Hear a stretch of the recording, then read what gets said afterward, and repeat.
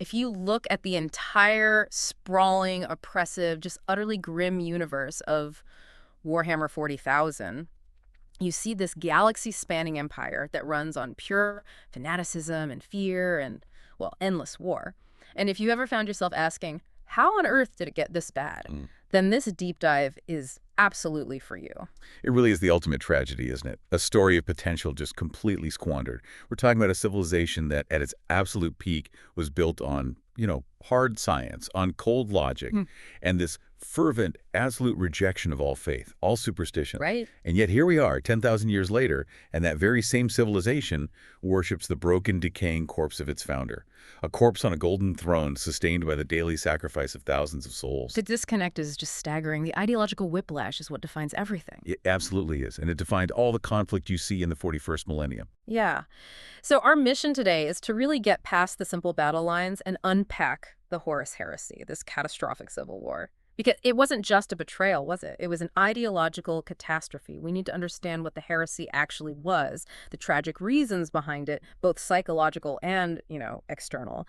And most importantly, how this single event left these permanent defining scars on every institution, every part of the Imperium today. You should think of the heresy as the exact point where the future broke. It wasn't just a military conflict brother against brother. It was maybe the biggest failure of critical thinking and trust in history, where all these very human flaws, ambition, pride, even misplaced love, were just systematically exploited by these malevolent external forces. Okay, chaos. By chaos. So when you see the massive flaws in the modern Imperium, the blinding fanaticism, the xenophobia, the sheer bureaucratic dread, you're looking at the direct consequence of that one failure 10,000 years ago. Okay, so let's set the stage. To really get the depth of the betrayal, you have to understand the height of the vision that Horus shattered. And the story of the Imperium doesn't really begin with the Emperor. It begins with the absolute chaos that came before him. The Age of Strife. Or Old Night, as it's called. This was just galactic ruin. So what happened? Humanity had this golden age of technology, an era of just unparalleled expansion.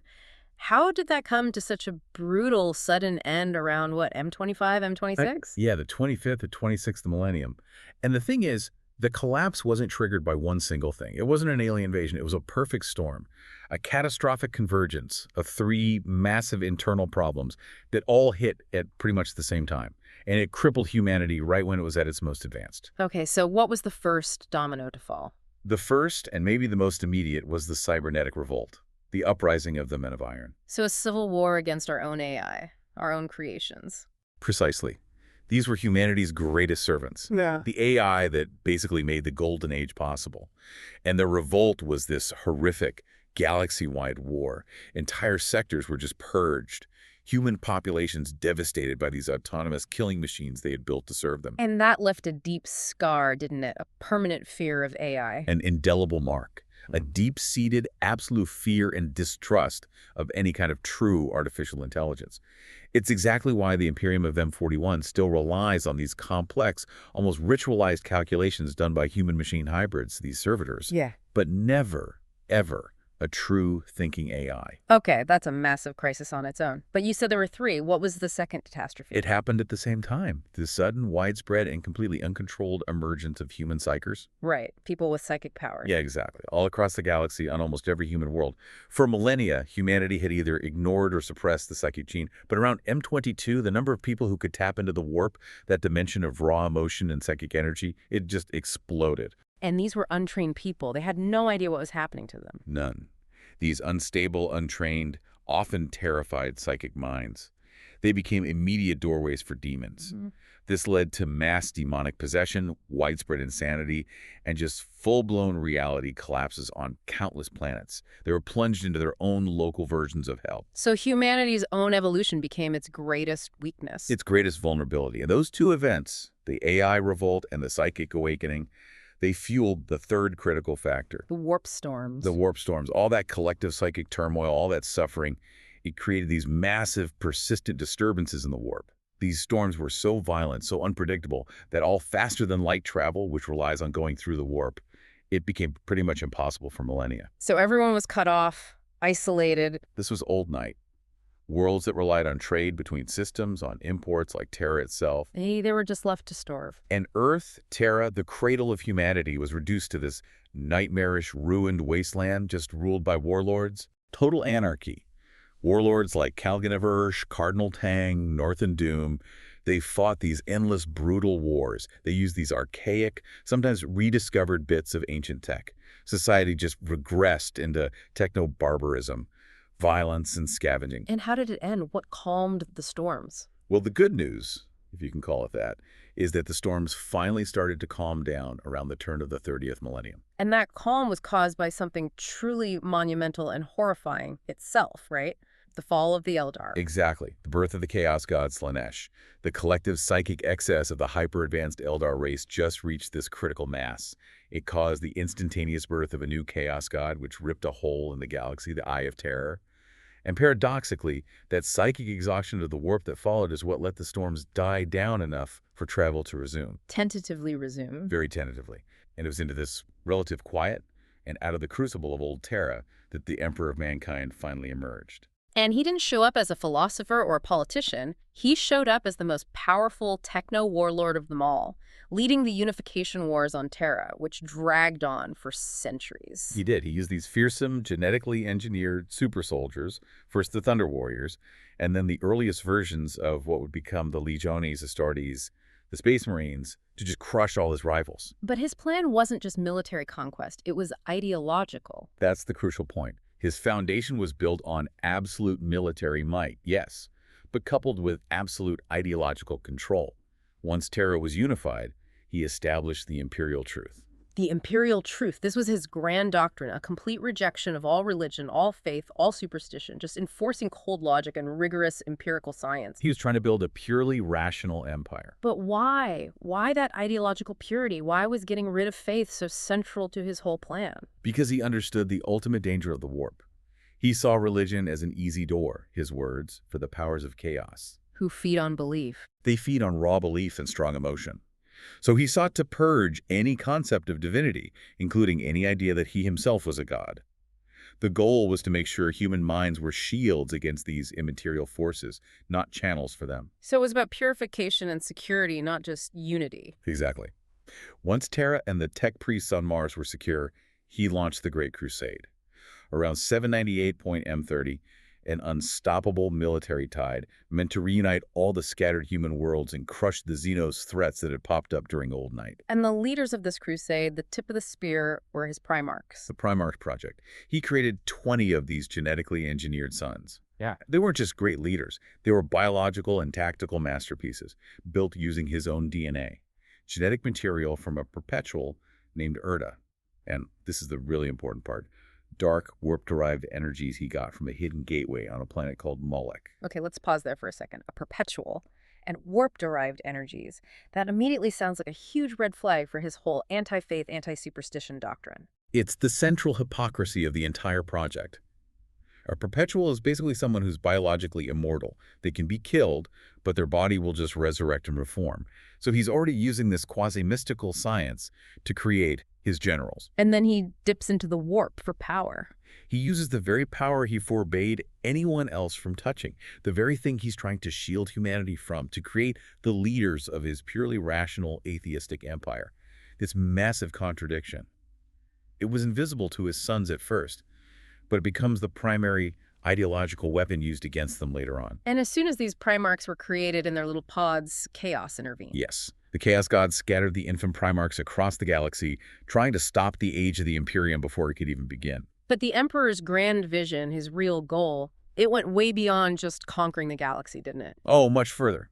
After he recovered his sons, gave them command of the Space Marine legions, he started to withdraw from the front lines of the Crusade. He had a secret project. His ultimate goal was the Webway Project. The what? It was this ancient, abandoned device found deep beneath the Imperial Palace on Terra. This was the true endgame. It was. His ambition was to completely replace vulnerable, warp-dependent FTL travel with the Webway. The Webway is this interdimensional labyrinth that lets you travel without ever touching the realm of the Chaos Gods. So he wanted to cut humanity off from chaos completely. Completely. And then guide our evolution into a fully psychic race, but one that was spiritually fielded, totally independent of the warp's influence. He saw the Primarchs as tools. Necessary for the conquest phase, sure, but they were just there to clear the board. so humanity could be safely guided into this new utopian reality. So we have the stage set, a utopian vision built on some very shaky, contradictory foundations. You've got atheistic science being powered by secret psychic bargains, and it's all guarded by these super soldiers who are, well, seen by their own creator as just weapons. History tends to show that when you build an empire that grand, the biggest threats usually come from within. And that internal threat was embodied by one man, really, Horus Lupercal. He was officially the first Primarch to be rediscovered, and he immediately became the Emperor's favorite son, his favorite general. Use something spell. He was truly remarkable, a tactical genius, incredibly charismatic, a diplomat. He was appointed War Master of the Great Crusade, second only to the Emperor himself in power and prestige. When the Emperor withdrew to go work on the Webway, Horus became the de facto ruler of the Imperium's expansion. That kind of power, that visibility, and then the Emperor just abruptly leaves. That seems like a perfect recipe for resentment among the other Primarchs, his brothers. Did that start to fray things early on? Absolutely. The Primarchs were fundamentally competitive beings. Their personalities clashed, sometimes violently. But the really important ideological fracture, the first real crack, was already growing in secret, far away from Horus. It started with Lorgar Aurelian. Primarch of the Wordbearers. Right, and Lorgar had already secretly fallen to chaos. He believed the Emperor was a colossal hypocrite. And why Lorgar specifically? What was his problem with the imperial truth? Lorgar was an inherently devotional person. He needed to worship. He needed a purpose greater than just cold logic. So he spent years establishing this cult, the Lectitio Divinitatis, that worshipped the Emperor as a god on all the worlds they conquered. Which the Emperor saw as a direct violation of his most important rule. A direct and dangerous violation. And to punish him, the Emperor did something incredibly harsh. He ordered Robut Guilliman and the Ultramarines to completely destroy Lorgar's favorite city, Monarchia, as a public, humiliating display. That kind of public shaming for a being with the immense pride of a Primarch, that must have been devastating. It was the engine of his betrayal. Humiliated, Lorgar went searching for beings that he felt were truly worthy of worship. The Chaos Gods. And he secretly established these warrior lodges within all the legions. These were clandestine, esoteric little clubs that bypassed the normal chain of command. They were used to spread doubt, to build the infrastructure of betrayal long before Horus himself ever even thought of turning. Lorgar set the trap.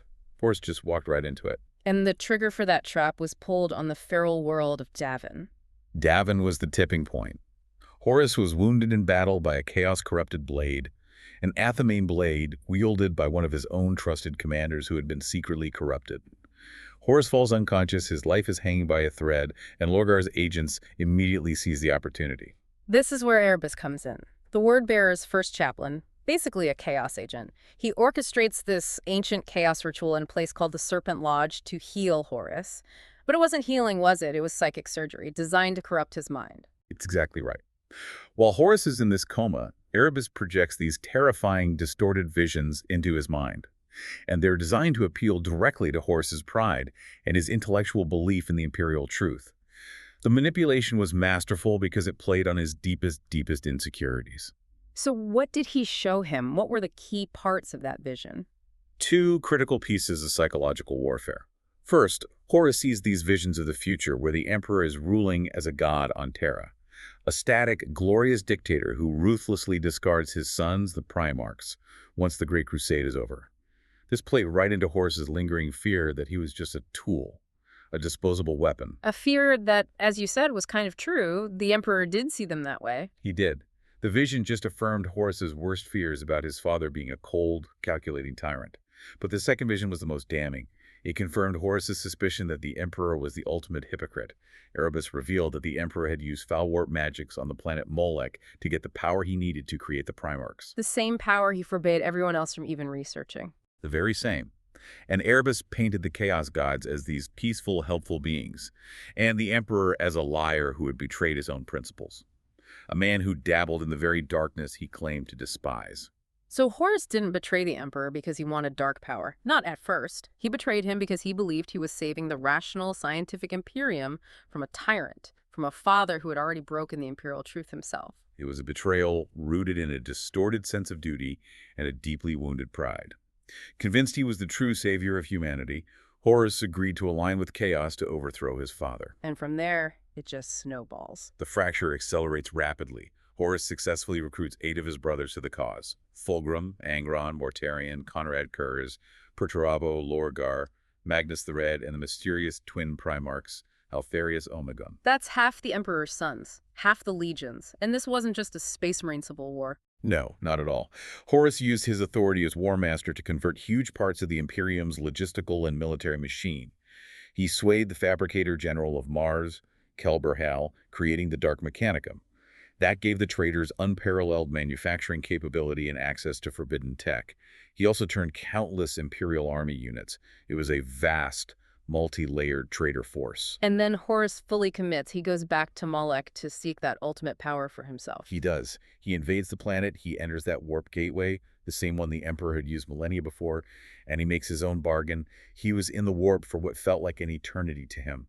And he emerges wielding godlike power, able to mask the signs of his corruption, and proclaims himself the true War Master of Chaos. And just as all this is reaching a crescendo, the Loyalist side delivers the ultimate own goal: Magnus's folly. Magnus the Red. A Primarch loyal to the Emperor, but obsessed with psychic knowledge. He foresaw the slaughter that was coming, and instead of using a normal astropath or a ship, he tried to warn the Emperor with a desperate, raw, telepathic message. He just punched it through the warp with all his might. His intentions were pure, but the execution was a catastrophe. Because that message shattered the psychic wards of the Imperial Palace. Critically damaged the Golden Throne itself. It was an immediate existential crisis on Terra. The psychic backlash ripped open a massive warp breach deep beneath the palace, flooding the lower levels with demons. So the Emperor, enraged and completely preoccupied with this new cataclysm, didn't just ignore Magnus's warning, he condemned him. An act that Horus, now the War Master of Chaos, immediately exploited. He intercepted the Emperor's order to Limon Rust to bring Magnus back for judgment and changed it to a command for total destruction. The civil war was now unstoppable. So the damage to the Golden Throne, it means the Emperor's grand plan, that webway utopia, it just dies right there. With demons pouring into the palace from below, the Emperor is forced to become, well, an immobile anchor. He was immediately confined to the Golden Throne. He had to exert his immense psychic will just to stabilize the rupture. If he'd failed, the entire planet of Terra would have been consumed by the warp, a new eye of terror. So for the entire rest of the war, his physical leadership was just gone. He was locked in this agonizing, silent battle. And that confinement, it forced him to face the truth of his failure. It did. And it leads to one of the most poignant moments in the entire story. He admits to one of his custodian guards that the Webway project is ruined, and that humanity is now essentially doomed. Whether it takes a year or 10,000, the dream was dead. Yeah. The death of hope. The master of mankind becomes a prisoner of his own device, just sustaining a failed species instead of guiding a transcendent one. Meanwhile, Horus gathers all his forces and begins the final, apocalyptic 200-day siege of Terra. The scale of this is just unimaginable. Billions died. They did. But the Imperial Palace was defended by Rogel Dorn, Primarch of the Imperial Fists, the master of defensive warfare. It should have been an impenetrable fortress. So how did the traitors even manage to break through? It was a layered assault, meticulously planned by Perturabo, Primarch of the Iron Warriors. Perturabo was a genius of siegecraft, but he was also consumed by this bitter resentment towards Dorn. And he used a strategy of just grinding attrition combined with insidious chaos rituals. So they didn't just throw Space Marines at Space Marines? Not at all. Perturabo used endless disposable waves of traitor Imperial army, cultists, mutated abominations, the lost and the damned. They were used as literal meat shields, hurled against the Loyalist defenses just to expend their ammunition, exhaust their strength, and clog the killing fields. So the real traitor Astartes could focus on specific breakthroughs. Precisely. And while this physical battle was draining the Loyalists, the chaos influence was constantly weakening the Emperor's already strained psychic defenses. It was a psychological war, too. And a spiritual one. They performed these massive rituals to sow madness among the population of Terra. The Death Guard deployed these huge, diseased towers of Nurgle near the walls to physically and metaphysically sicken the defenders. It was an assault on reality itself. And you see the total moral breakdown of the traitors. Completely. The Emperor's children, led by Fulgrim, they just got bored with the military stalemate. So they began conducting these bloody, horrifying orgies of torture and mass murder on the civilian population. Actions so depraved, they created a deep, lasting distrust of all Space Marines among Terrans that literally endures for 10,000 years. So the siege is nearing its end. The traitors are winning. But then Horus learns that loyalist reinforcements are finally on their way, specifically Guilliman's fleet. He's running out of time. And this is where Horus makes his greatest strategic gamble, the vengeful spirit trap. He knew Guilliman would arrive within hours and tip the military balance forever. His only choice was a desperate move. He psychically lowered the void shields of his flagship, the Vengeful Spirit. Sending a clear invitation, a challenge. Come aboard and face me. A final, one-on-one duel to end it all. And the Emperor, Dorn, and Sanguinius, they accept. But why? Why not just wait for Guilliman? Because they understood the stakes. If Horus was allowed to continue his rituals, chaos could overwhelm Terra even before Guilliman's fleet got there. And leaving Horus empowered on his ship would just mean an endless war. So the Emperor, seeing this was the final chance, took the bait. But Horus had a counter-trap ready. He used his power over the ship to scatter them when they teleported aboard. Split them up, forced them to fight through the horrors of his mutated vessel. And Sanguinius, the Primarch of the Blood Angels, the most beautiful, the most beloved of all the Primarchs, he reached Horus first. The symbol of purity and hope. And Horus offered him a deal, a chance to join him. Sanguinius refused. And his death was just heartbreaking. A brutal, drawn-out affair where his own brother broke him, killing the symbol of hope in the Imperium. Horus hung his body in this horrifying tableau, a message of ultimate despair for the Emperor who was just moments behind him. And then the Emperor finally found him. Horus, now just grotesquely swollen with the power of all four Chaos Gods. This wasn't a family argument anymore. It was a duel that transcended material existence. Horus struck the Emperor down again and again, dealing these grievous, soul-shattering wounds.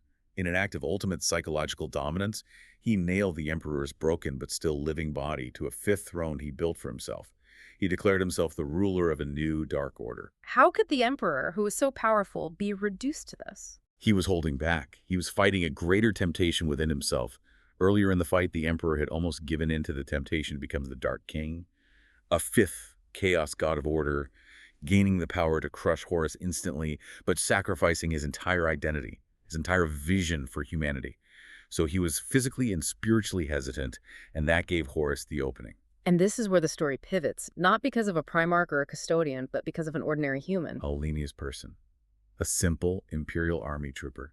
He stood defiant before the godlike war master, ready to sacrifice himself just to buy a fraction of a second. Horus just contemptuously reduced him to a red mist. But that tiny act of mortal bravery, that flicker of humanity in the face of cosmic evil, it broke Horus's concentration. It gave the Emperor the psychological opening he desperately needed. It was the ultimate necessary sacrifice. The Emperor used a ruse. He created an illusion of a fallen comrade, Garvil Loken, to appeal directly to Horus's one true flaw, his pride. The illusion taunted Horus, suggesting he wasn't a god, he was just a slave to the Chaos Gods. An accusation Horus couldn't tolerate. He couldn't. To prove his superiority, his independence, he briefly cast off all the Chaos powers to finish the Emperor as a mere Primarch. A fatal error. The critical error. In that infinitesimal moment of lucidity, the Emperor drove the Atham blade through Horus's chest. He channeled every last ounce of his psychic might, not just to kill Horus, but to obliterate his body and his soul entirely.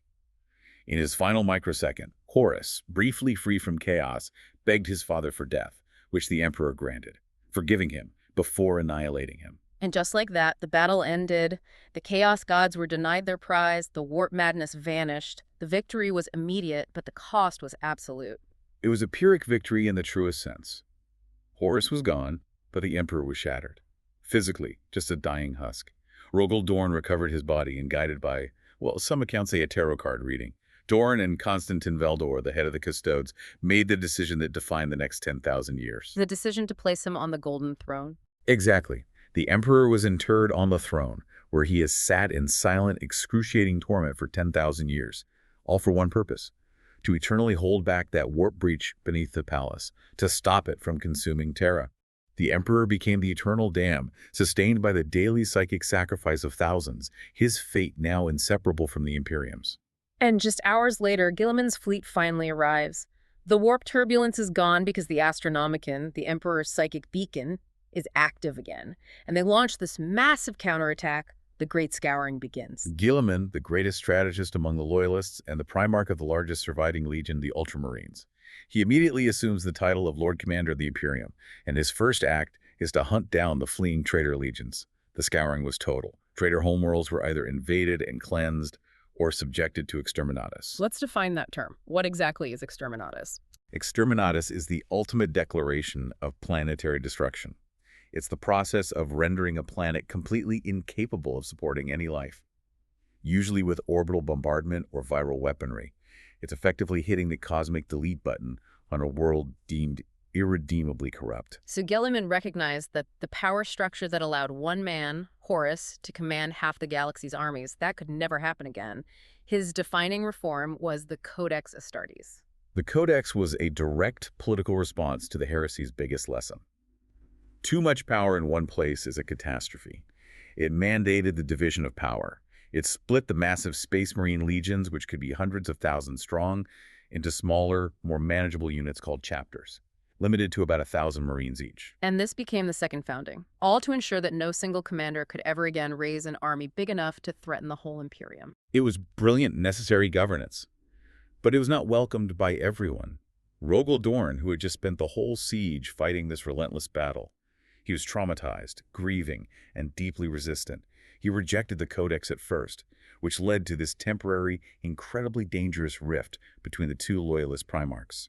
So a second civil war between loyalists was a real possibility. What was Dorn's issue with it? Pride, mostly, and practicality. Dorn, who had defended the palace to the bitter end, saw Gilliman's absence during the siege as a failure. He called him a coward who was now trying to dictate terms from afar. Dorn thought the Codex was weak, that dividing the legions would stop the Imperium from responding effectively to the next big threat. How was that standoff resolved? Through ritualized suffering, basically. Dorn only relented after meditating for 7 days while using a specialized pain glove, a device that inflicts maximum physical agony. He concluded that the only way to serve the Emperor's original vision was to accept the new reality, so he adopted the Codex, but not without a secret backup plan. The Last Wall Protocol. Yes. Secretly, Dorn made sure the Imperial Fists and their successor chapters could, in times of extreme emergency, bind together under a single commander, actively reconstituting their legion, circumventing the very codex he publicly accepted. And others, like the Space Wolves, they never really fully accepted it either. Even the Loyalists struggled with this necessary decentralization. And beyond the Astartes, the Imperial Army was also split into the Imperial Guard for ground forces and the Imperial Navy for space. Every major institution was designed to be divided, to be suspicious of the others. And this political decentralization happened at the same time as the greatest ideological shift in human history. With the Emperor incapacitated and the terrifying reality of demons now undeniably confirmed, the imperial truth, the doctrine of logic and atheism, was utterly discredited. Reason was replaced by faith. The old banned cult that worshipped the emperor as god, the Laetitio Divinitatis, it just exploded in popularity, replacing cold logic with fervent superstition and dogma. And this new, fearful reality immediately required a new kind of organization, the Inquisition. In the final hours before his internment, the emperor, through his friend Malcador the Sigillite, commanded the creation of a secret police force, one that answered only to the emperor. The ultimate expression of the Imperium's paranoia, tasked with hunting down the alien, the mutant, and the heretic. Exactly. This secret police, which became autonomous and terrifyingly powerful, established the extreme xenophobia and suspicion that defines the Imperium today. It's divided into three main ordos: Xenos for aliens, Hereticus for internal corruption, and Malleus for the demonic. Their power is absolute. They can condemn an entire world to exterminatus based on suspicion alone. Critical thinking was replaced by fanatical, faith-driven judgment. So, fast forward 10 millennia, the emperor is still on the throne, a ravaged corpse. But his function is more critical now than it ever was. How central is his silent, agonizing struggle to the Imperium's survival? He is the only thing standing between humanity and complete extinction. His existence serves three functions. First, he's the psychic dam holding back that warp breach beneath the palace. Second, he guides the Astronomican Beacon, the psychic lighthouse that makes all warp travel possible across the galaxy. And the third, and maybe the most terrifying reason. His soul is so immense that if he were to actually die, his psychic energy wouldn't just dissipate. It would likely coalesce in the warp and create a fifth, utterly destructive chaos god, a god born of human belief, rage, and suffering. This would instantly destroy the Imperium and probably consume the entire galaxy. So the Imperium survives purely because of the Emperor's unending, agonizing torment. The ultimate legacy of Horus's actions, then, is that humanity was left weakened, fractured, and ideologically crippled to face a universe that only got worse in the 41st millennium. The heresy didn't end the threats, it just made sure humanity was totally unprepared for what was coming next. The threats today are staggering, and they're all amplified by the weakness the heresy created. Following the 13th Black Crusade, led by Horus's successor Abaddon, a massive warp disturbance called the Great Rift split the galaxy in two, effectively mirroring the isolation and chaos of the Age of Strife, but on an even grander scale. And this split opened the door for new and resurfaced enemies, the Necrons and the Tyranids, two ancient apocalyptic threats. The Necrons are a cosmic-scale material threat. 60 million years ago, they turned themselves into soulless mechanical warriors to defeat their creators. They went into a great sleep, and now they're waking up, challenging the fractured Imperium for control of the galaxy. A unified, rational Imperium might have stood a better chance, but this dogmatic, decentralized state struggles against an enemy that cold and calculating. And then there's the existential biological threat, the Tyranids, the great devourer, coming from outside the galaxy. The arrival of the Tyranids is, weirdly enough, also possibly linked to the heresy. The High Fleet seems to have been first attracted to our galaxy by the psychic overload of an ancient device called the Pharaohs during the heresy itself. They can't be reasoned with. They're a purely biological force that just assimilates everything, leaving worlds as barren, airless rocks. So humanity is fighting mechanical undead, all-consuming swarms, and the eternal corruption of chaos, all while bound to this broken dream. But recently, the story has offered a glimmer of hope. A very grim glimmer, yes. In late M41, Roboute Guilliman was resurrected by the Archmagos Belisarius Cawl and some unlikely Eldar allies. And Guilliman, the pragmatist, was just disgusted by the decay, superstition, and ignorance he found in the Imperium. He immediately declared himself Lord Commander of the Imperium, a role that hasn't been filled since Horus himself. He was horrified. After a brief, agonizing visit with the Emperor on the Golden Throne, Guilliman declared the Indomitus Crusade, a massive war of reconquest mirroring the Great Crusade to liberate the worlds cut off by the Great Rift. He's trying to restore order and rationality to an empire that's forgotten what both of those things are. And his response to these new threats has been to revise his own work. He introduced the Novo Codex Astartes. The Novo Codex is Guilliman admitting that his original doctrine, while it prevented civil war, had left the Imperium too inflexible against these existential foes. And the core of this reform is the deployment of the Primaris Space Marines, developed by Cawl over the last 10,000 years, using genetic samples from all 20 original Primarchs. They're bigger, stronger, more stable, fundamentally resetting the fighting power of the Astartes. So Guilliman is literally using new, improved versions of the old tools to fix the mistakes of the past, battling the fallout of his brother's betrayal while confronting these galaxy-shattering threats. It's a never-ending cycle born from that one moment of failure. The tragedy of the heresy is that it took a utopian scientific vision and replaced it with the permanent 10,000-year dystopia. Guilliman isn't just fighting Abaddon or the Tyranids. He's fighting the inherent flaws that the heresy embedded in the Imperium's very soul. He's trying to restore the cold, rational imperial truth in a galaxy that is now psychologically and structurally addicted to dogma. That climax of the heresy, that final duel where the Emperor refused to become the Dark King and Horus in his last lucid moment begged for death. It offers this truly profound paradox, doesn't it? It's the highest point of ideological contention in the entire timeline. It is. The Emperor chose mercy and self-sacrifice over ultimate dark power. He ensured he remained the master of mankind, not the Lord of Darkness. Which raises this final provocative question for you to think about. If the Emperor had followed the dictates of cold, ultimate logic and accepted the mantle of the Dark King, the fifth chaos god of order, would that have been the ultimate betrayal of his imperial truth? Or did Horus's desperate, prideful betrayal by shattering that original utopian vision and forcing the Emperor into this eternal godlike status on the Golden Throne, did that actually save humanity by giving it the eternal bulwark it needed to survive the 41st millennium? Did it just delay an inevitable, far greater destruction? Think about that tension between rational self-control and necessary godlike power.